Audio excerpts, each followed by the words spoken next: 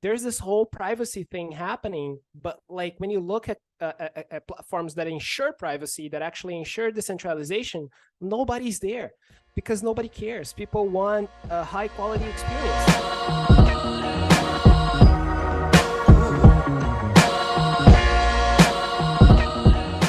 What's up, everybody? This is Adam from Polyform Studio, and this is Product Lab, the show that explores the product strategies of startups through interviews, experiences, and stories with the founders. On today's episode, we have Ely Santos. Ely is one of the top influencers in the metaverse marketing space, host of Meta Advertising Podcast, which is one of the top 5 most shared podcasts globally on Spotify.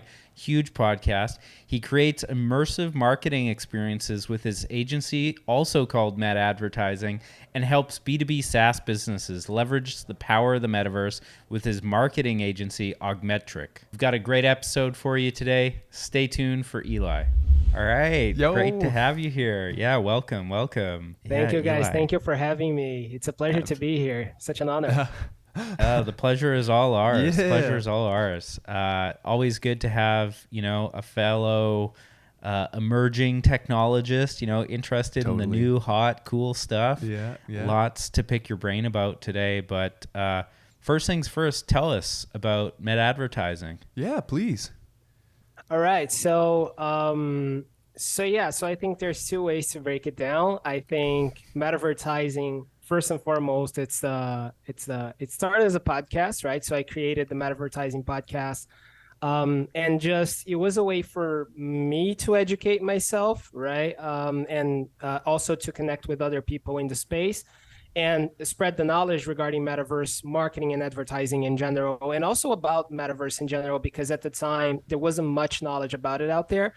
So it started kind of as an experiment about something that I was really interested about, and then eventually I was like, all right, so I think I'm gonna start turning this into a business, But there's also like, what is metaverse advertising, right? Yeah, exactly. Yeah, please, let's dive into that. Yeah. Tell us. Yeah, because I think when you look back at the social media age, and you look at companies like Facebook and Google, it's hard not to talk about ads. It's hard not to talk about marketing, because a lot of people worldwide, and I do know a lot of people, and I include myself in that as well.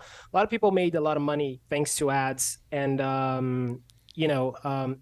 literally made wealth. For example, I know a lot of people that actually became millionaires thanks to Facebook ads. And it's crazy. There's all of these old copywriting strategies that were invented in the last century, were used by marketers in this century in order to do Facebook ads and, landing pages, sales letters, and all that stuff. And, they actually made a lot of wealth from that. And so when you look at that scenario of like Facebook becoming a $1 billion company, becoming a unicorn, and one of the main reasons why they became so successful, it's because they helped other people to be successful as well, to make money. And I think that's one of the main principles of what I think is going to drive Web3 as well. I often talk about how I believe we're approaching this customer-centric culture, where the opinions and the thoughts and basically the direction that the consumers want to take is actually the direction that businesses and brands are going to take, because they want the consumer to be at the center and at the forefront of experiences and this new age of consumer behavior and consumer culture. So I think now more than ever, businesses are going to want to empower customers. And what better way to empower customers than helping them make money and becoming wealthy, And so I think, certainly, as I said, when you look back at Facebook and when you look back at Google, like they helped a lot of people make money. So now that we're entering this immersive reality with the metaverse, and that we're seeing this opportunity to impact people with marketing messages more than ever, because it's going to be an immersive messaging, an immersive experience, and they're going to be basically at the core and at the front of these experiences. And rather than what used to be before, where marketing was basically talking at them, right? Now they're going to be at the center of these things. And so now more than ever, I think metaverse advertising is going to be extremely relevant, and I'm here for it. So amazing. Yo, Eli, there's a couple of really good gems that you mentioned there, talking about like this old school marketing and how that played a big role in going about ad spend on like Facebook and all of these platforms. Are we seeing that exact same thing happen now with like the metaverse? We're trying to take something from the last century and make it work for this like new platform, this like Web3 type thing, or is it totally different? Like there's no transfer over. We got to start from scratch. Yeah. What are the elements of like a successful marketing campaign in the metaverse? Totally. And are these old school things coming into play, or is it just totally new? Yeah, exactly. I think everybody knows what the metaverse is, hopefully, if you don't, get on Google. Yeah. But once you're in there, what is a successful campaign look like versus just what people are doing? Great questions.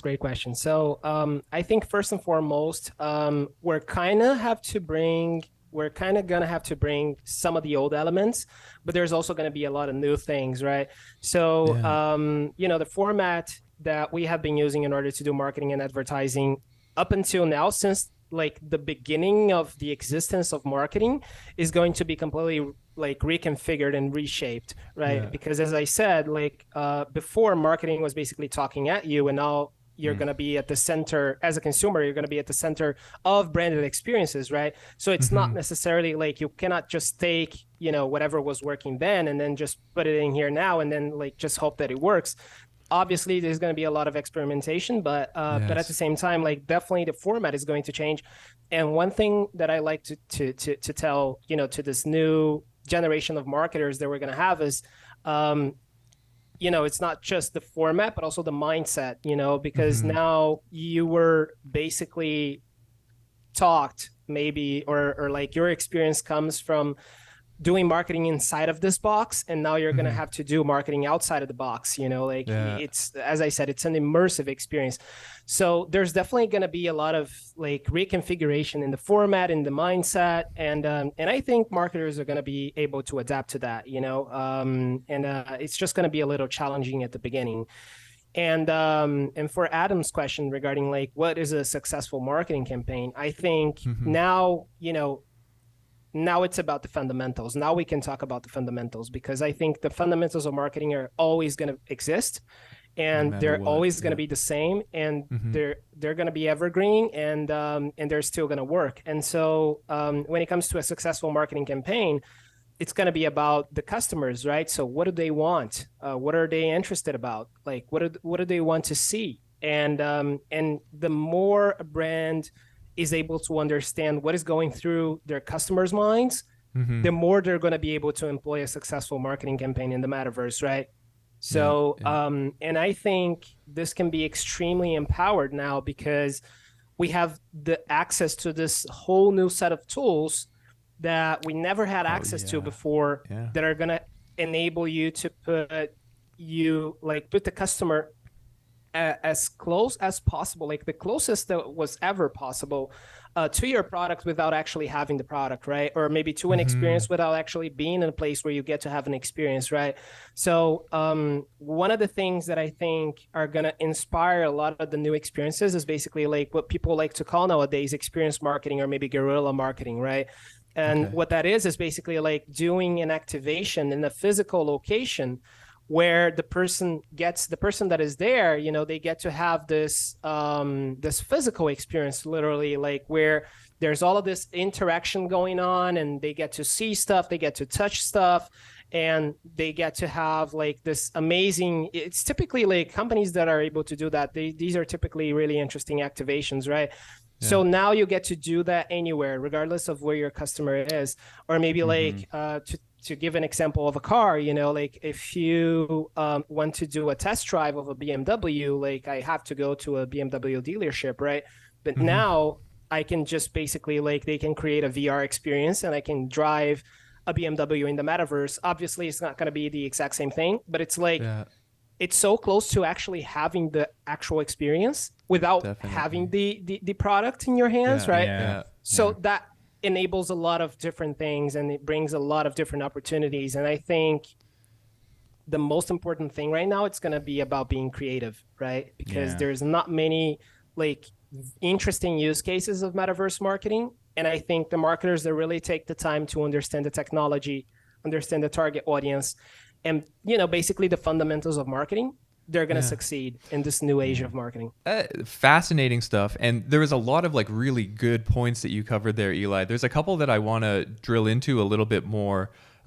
You mentioned like bringing the customer into the heart of this with like the metaverse and this new like method of advertising. It sounds, and you dropped the word experience a lot. It sounds like the majority of these campaigns or like the more successful plays have to do with some kind of branded experience that now like your potential customer or user is participating in, rather than just like seeing an ad for something in your feed, right? Which is like Web 2.0, how we're kind of like participating with social media right now. Is it all about the experiences for metaverse advertising, or what's some of the other ploys or approaches that you guys are going with? I think it's most of the time it is going to be about the experience. And it's also going to be about storytelling, right? So if you look at some of the most successful ads that were ran on Facebook or Google or maybe throughout history, they basically strive to tell a story, right? They tell you a story, and sometimes they put you in the middle of that story, right? So I think when you're able to combine, creating an experience for your customer and, creating a story, I think you're going to be like that. That's the best of both worlds. Wow, that's one of the reasons why I think Disney is going to be so successful in the metaverse, because they are amazing storytellers. Like Absolutely. They have literally the playbook on how to create a story that makes you cry, that makes you, and so they literally have the playbook on how to create amazing stories. So I think, if you're able to combine these two things, I think you're going to be extremely successful. Not all experiences not all ads are going to be about the experience. So some of them are going to be just basically, I don't know, like NFT drops, for example. But if you look back at the fundamentals of copywriting, basically the main goal of copywriting is to make you feel emotions, because emotions are the combustible force behind taking an action, right? It's to make you buy something. It's to make you subscribe to a newsletter, some type of conversion. That's what copywriting is for. And the more you are able to instill those emotions in your customer, the closer you're going to be of getting that conversion out of that person, right? So what better way to making someone feel something than telling them a story and putting them at the middle of the story. That's right. Bring them into it. Yeah. Exactly. So I think, experiences are going to be the most successful ads in this new age of marketing. Wow. But it's not going to be all of them. Right. Not everyone is going to be able to create an amazing experience. Not everyone is going to want to create an experience. That's true. Sometimes it's just going to be something really simple, like a one-time, as I said, like you do something in the metaverse, get an NFT, and it's an advertised effort, But the most successful ones, I believe, are going to be the ones that are able to tell a story and create an experience. Yeah. There was a really good report that Shopify put out last year. And this is kind of going back to what you're saying about the customer getting, as close as they can possibly be to the product without actually having it in their hands. Yes. But Shopify published this report talking about the conversion impact of having an AR view of your product that you're selling on Shopify. So like, I'm going to buy a teapot and I can hit with my phone a QR code on the Shopify site and see the teapot sitting on my counter. And they were talking about how the conversion increase on that was like exponential, essentially, like huge impact. And that's without the storytelling component. Seriously. There's an assumed storytelling that happens on the e-commerce site that led them to looking at that teapot. But if we can combine that kind of proximity to the product with immersive storytelling, I think, like you were outlining there, that's the kind of golden ticket for advertising and marketing in the metaverse. What are some of your favorite experiences that you've had in the metaverse, whether it be places like Decentraland or the Sandbox or in AR or VR or whatever? What are some case studies in your mind of people who are doing it right? That's a great question, because there's so many not so many that I love, to be honest, but like so many different cases already at this point, especially because like every week on LinkedIn, I do a weekly live event, live audio event, just to analyze what some of the brands are doing. And then we talk about so many of these cases, right? And so there's so many interesting ones, but I think, some of my favorite ones, there's one that is actually not that new. It's actually pretty, it was released in 2021, if I'm not mistaken. But there's two things that I love about it, which is accessibility, right? So it was an experience that you would be able to have from basically anywhere that was virtual. And also like the creativity that they had with this case, which I think I wouldn't say it's unparalleled, like I think there were some interesting cases after that one, but I think they were so creative, that I don't know, maybe it's because I'm a marketer and I found it interesting, which was a case from Heineken. And they created at the beginning of it wasn't the beginning of 2021, I think it was mid 2021. They created this experience, which was the virtual Heineken beer. And they created this landing page, which basically like the copy, the big idea behind their copy was basically like, you cannot drink this beer, but but virtual Heineken, and it was like it was like so stupid and so funny at the same time that like kind of made you want to try it. And so if you wanted to try it, like you could basically like anywhere that was virtual, you could try it, so they created like Snap filters, they created Instagram filters, they created a space on the Decentraland where you could actually like get the virtual beer in the hands of your avatar, Amazing. And like there was even a Zoom integration that you could use and like showcase the virtual beer in your hand using augmented reality, like a virtual, like a Zoom meeting. So like there was this accessibility aspect to it that I found was really interesting. And it was, if you think about it, like it was this kind of like really interesting icebreaker, right? Because back at the time, I remember like I was having a lot of client meetings. And then in some of the first meetings, I would just risk it and say like, I'm just going to slip this in there. Like, I'm just going to, show up with a virtual beer in my hand to see what they're going to talk about. And it was this amazing, amazing icebreaker. It was so cool, No and way. so like, and I think it was interesting because it was very accessible, Yeah.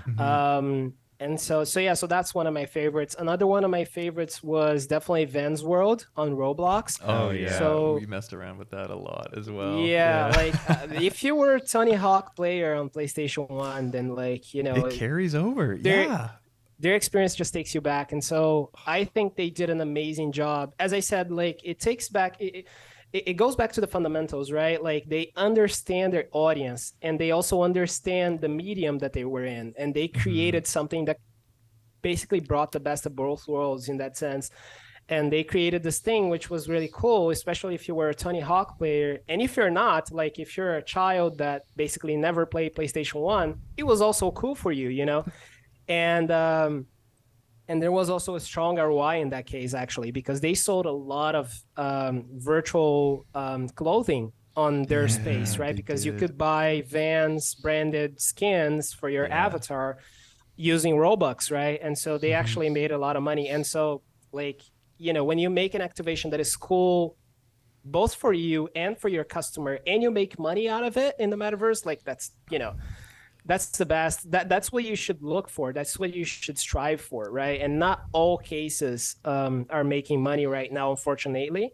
But Vans, the Vans case on the Roblox, and also like Chipotle on Roblox was also very successful. They were able to create an experience that was it was fun, but at the same time it tied up to something in the real world.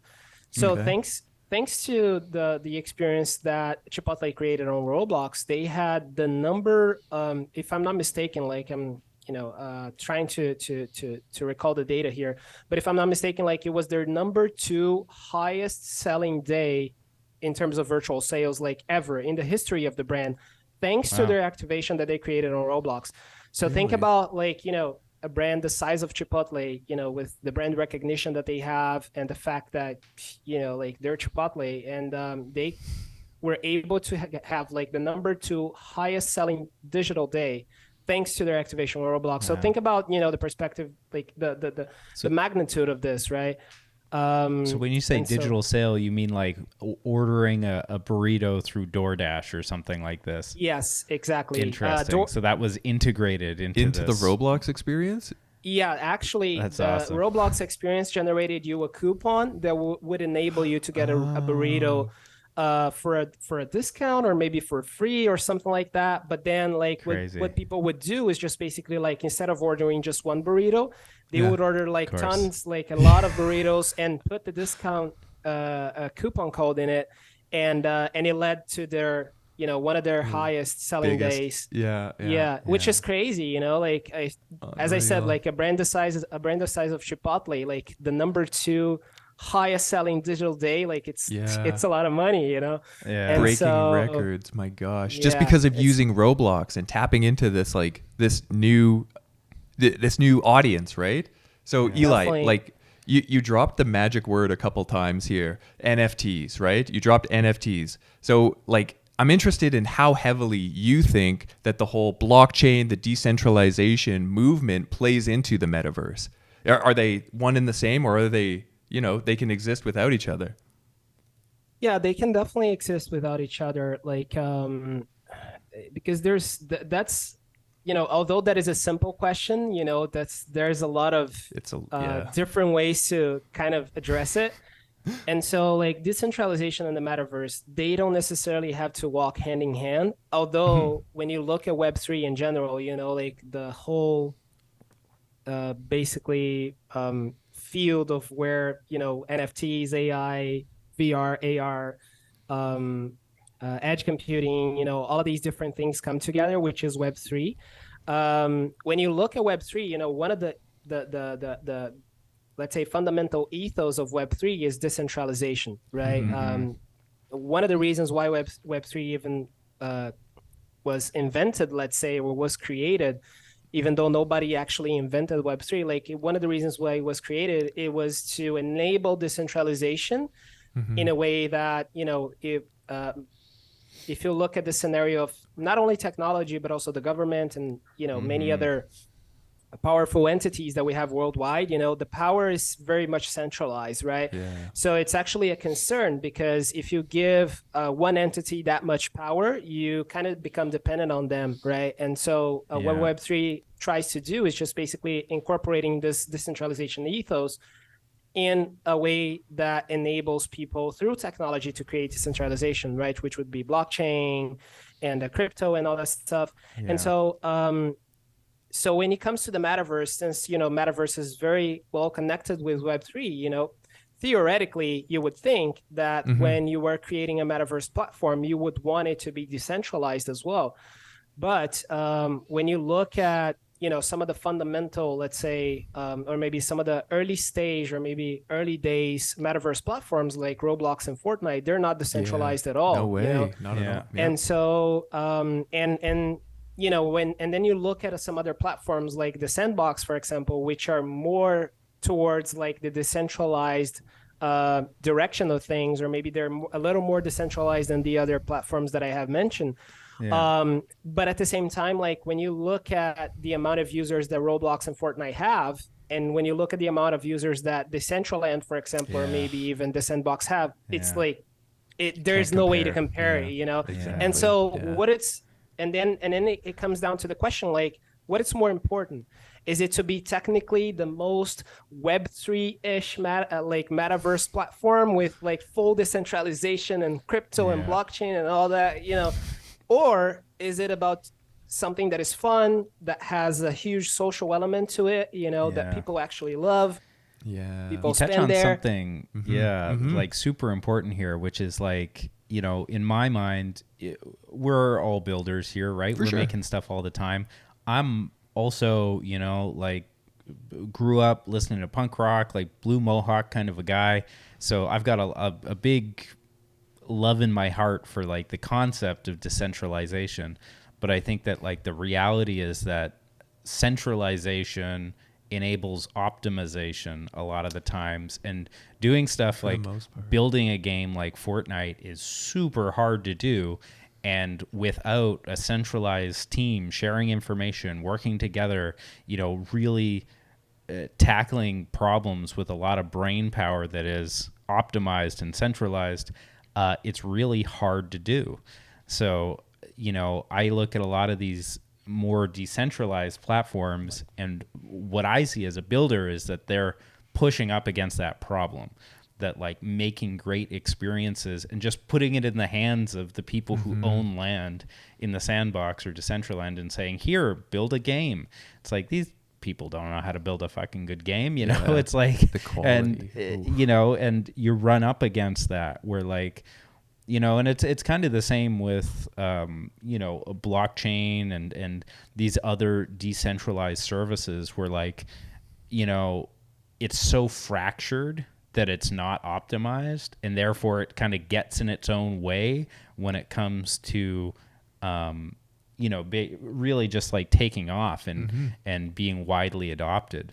So in my mind, I see that there's always this kind of like push-pull and this kind of like butting of heads between the ethos of decentralization and the quality of experience that users demand, and that it's very hard to achieve one with the other. So it's kind of like repelling magnets, it's like they kind of fight each other. Definitely. And the other day I did a post about that on LinkedIn, because I understand, based on the current scenario of technology, that people are willing, to have this trade-off between decentralization and privacy versus quality and user experience, which is it's crazy if you think about that, because when you look at what happened with companies like Facebook and Google in terms of privacy in the last few years, it's one of the reasons why Facebook changed their name to Meta, because they wanted to basically rebrand the whole thing and say, look,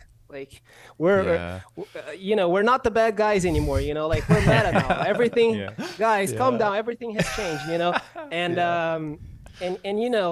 although it was an interesting branding exercise, like you cannot deny that they have this history of like having a lot of issues with privacy.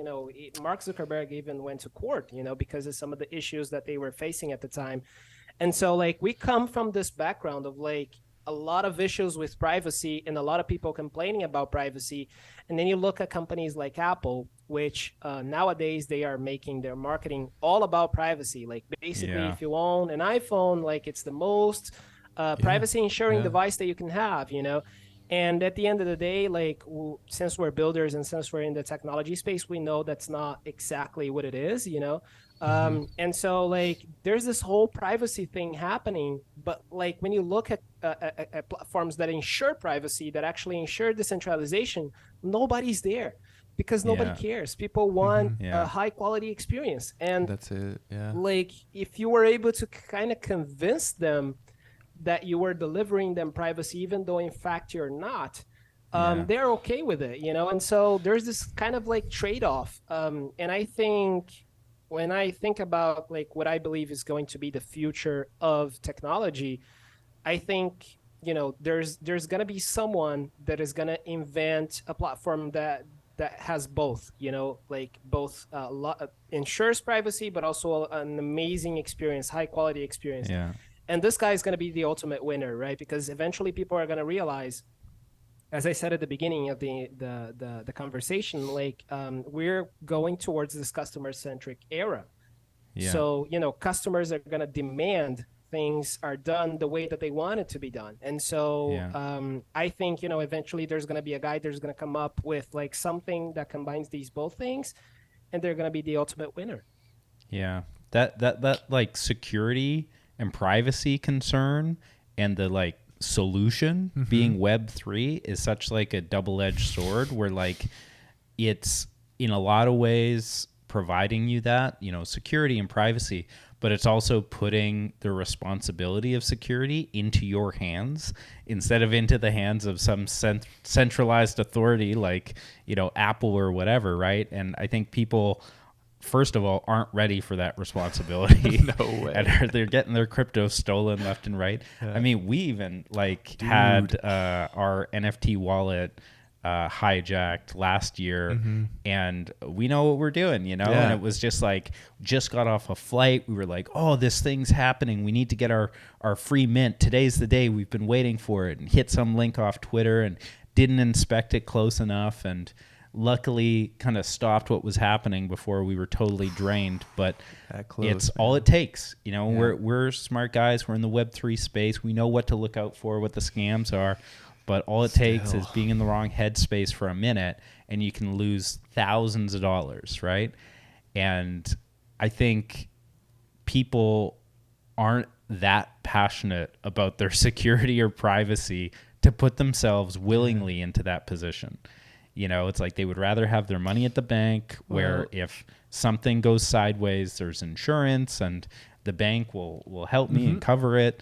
So it's such an interesting time, because like you said, the tools are going to come out, and we're going to really see how much people really care about this stuff. Because we had, Snowden come out years ago and be like, Facebook and Google, and they're taking all your data, and they're going to be doing this and that. And everybody was up in arms for 10 minutes about it. And then nothing changed. Nobody gave a shit, because they were happy with what was going on.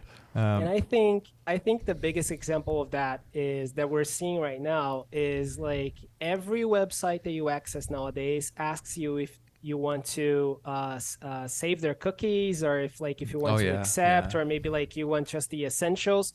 And basically each website has a different system, right? Some websites, they kind of lead you to accept everything, and some websites are a little more fair, and they try to they try to explain things to you.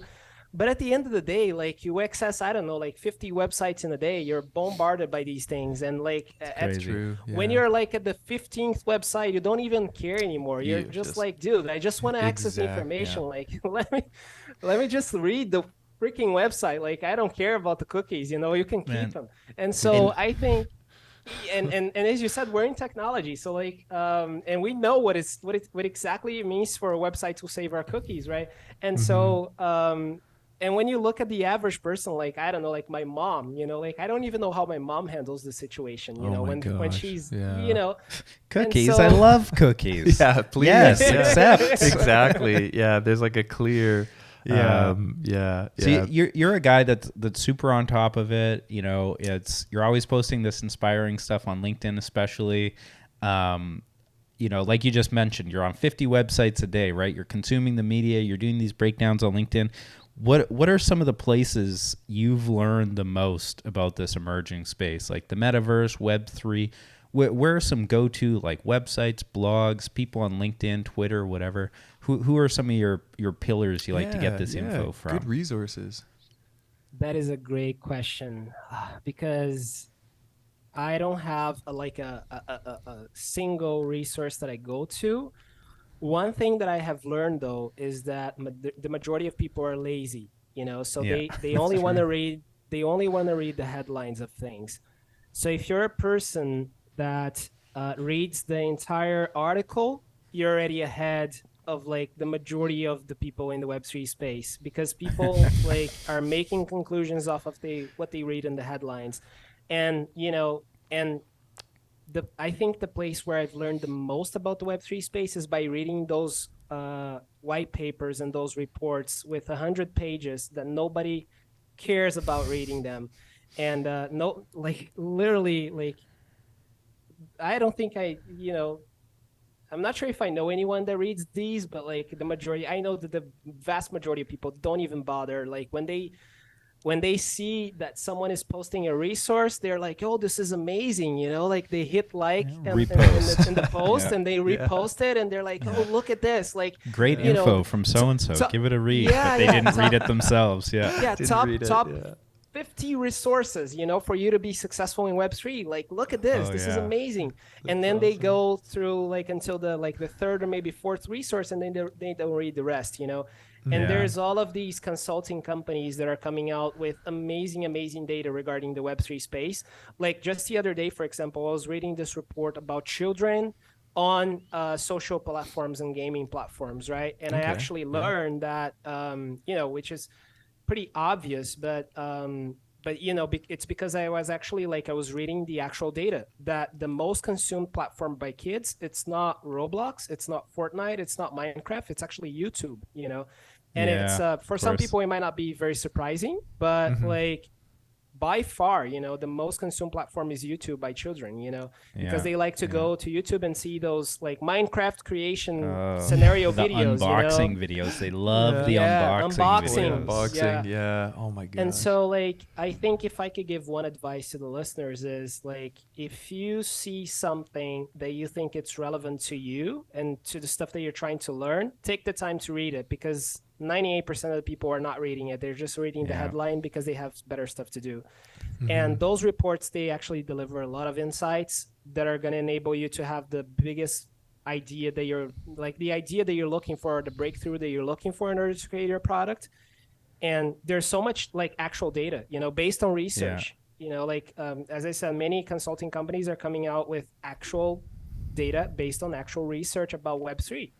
I had a mentor once tell me the number one thing you can do for your career early on is learn how to read really fast.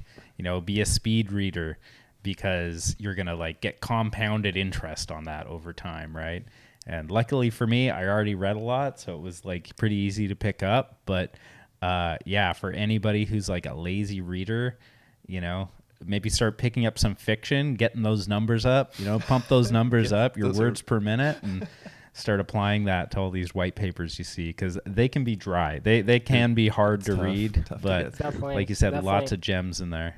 So we've been talking a lot about the people who are participating in the metaverse. We talked a lot about the end user, right? But I want to take it back to who is the ideal customer for you, Ely. You're working with brands, B2B companies perhaps, who are listen, there's a huge opportunity for us in the metaverse. We go to a guy like you.